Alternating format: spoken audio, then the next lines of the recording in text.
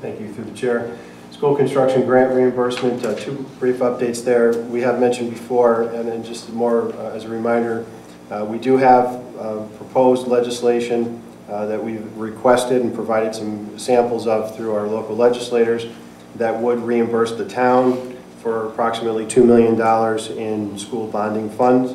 So no news on that other than what we reported last time, which is what our legislators are working on that, and hopefully we'll see that in some legislative bill in the near future. We'll continue to monitor it.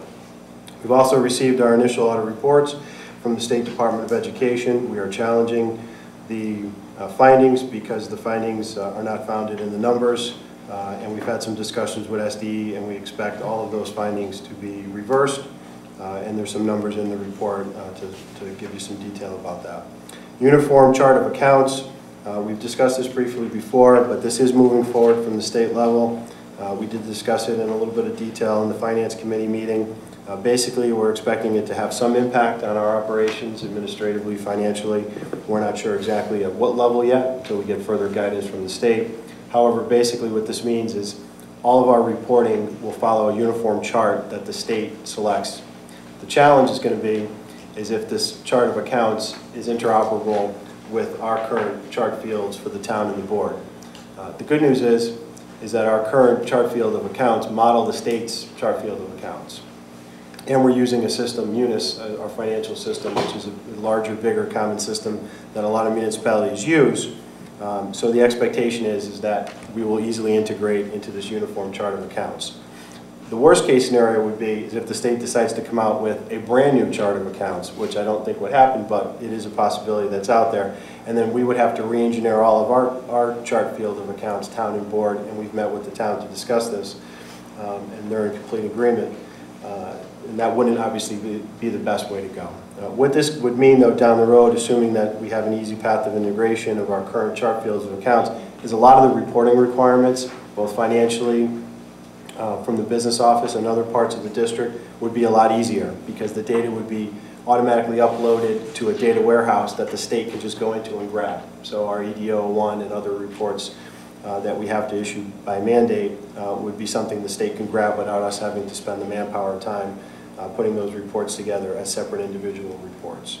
More to follow about that as well. Food and nutrition services, there's an updated free and reduced program enrollment data. We're staying steady at 40.5% for free and reduced enrollment. Our point of sale system is moving forward in two schools, Rockville High School and Center Road School, and we're expected to go live in both of those schools on May 1st.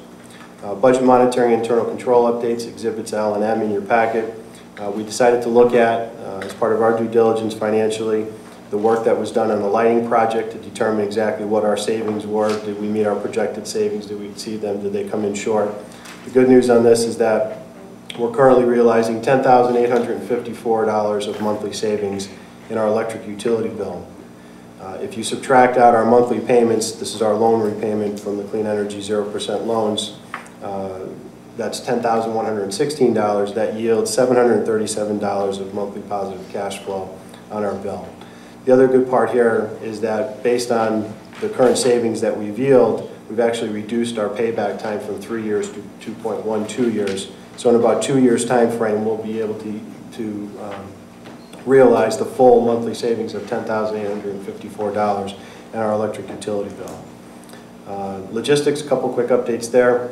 We have a new camera system inside the school buses that encrypts all the video for legal purposes, and it also allows blurring of faces.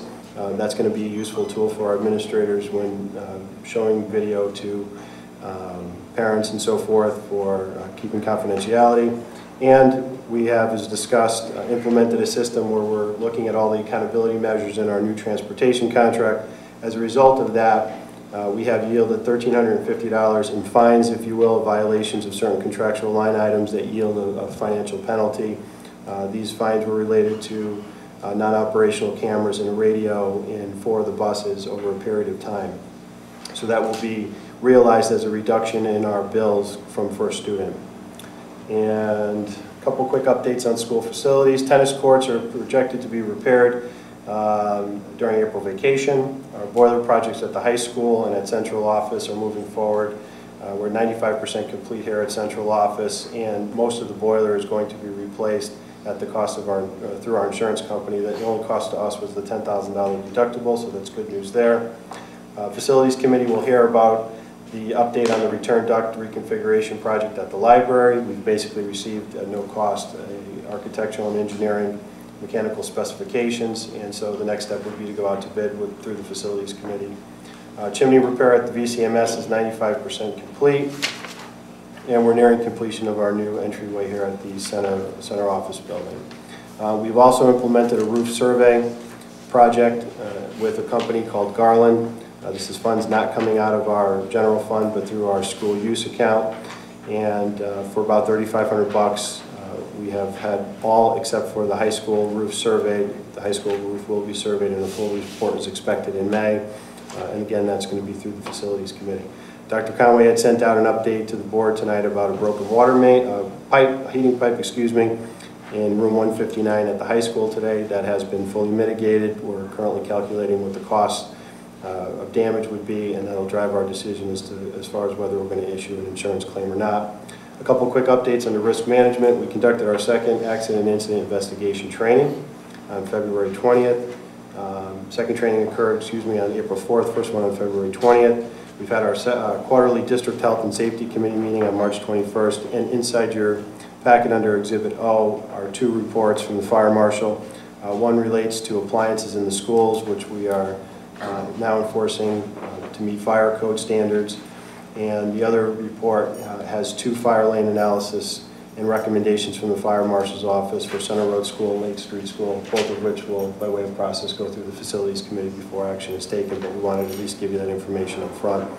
And last but not least, included in there are advocacy highlights, basically the joint favorable education bills from CABE and CASBO with some summaries in your report for your reference. Thank you, Mr. McCarroll. That's very quick.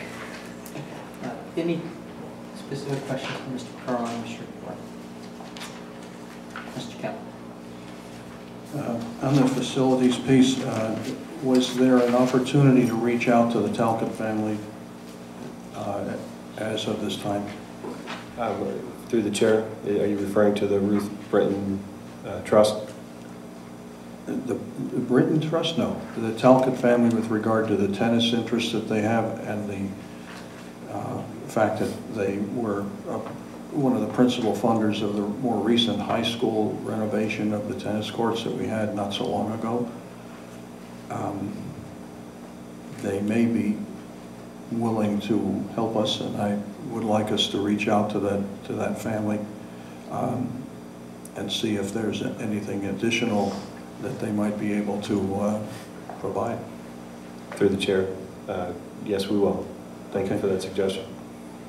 All right. I have a question about back on school construction on page 2.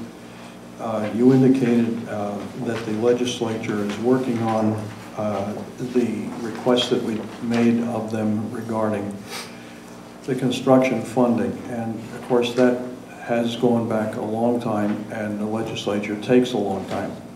I'm curious to know if you're aware whether or not a House bill number has been assigned to any language they've created, or a Senate bill number assigned to any language the Senate may have created, so that we might follow that more closely and discuss them with our legislators.